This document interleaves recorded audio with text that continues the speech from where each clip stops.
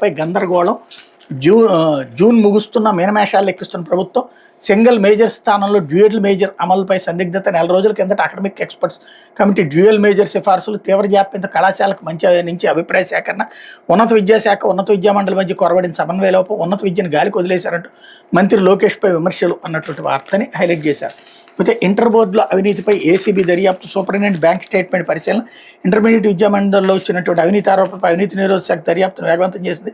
ఉద్యోగులకు పదోన్నతులు ఇప్పిస్తాను నగదు వసూలు చేసిన సూపరింటెండెంట్ బ్యాంక్ ఖాతా స్టేట్మెంట్ని ఏసీబీ పరిశీలిస్తున్నట్టు తెలిసింది. బోధనేతర ఉద్యోగిగా పనిచేస్తున్న తన నుంచి సూపరింటెండెంట్ లక్ష డిమాండ్ చేశాను, 15,000 గూగుల్ పే ద్వారా తీసుకున్నట్టు లైబ్రరీని ఏసీబీకి ఫిర్యాదు చేశారు.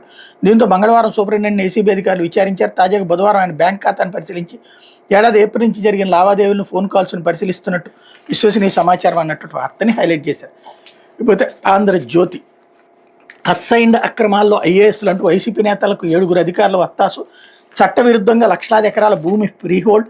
జీవో 596కి భిన్నంగా నిషేధ జాబితా నుంచి తొలగింపు. వేగంగా ఫైళ్లు క్లియర్ చేయాలని తహసీల్దార్లపై ఒత్తిళ్లు.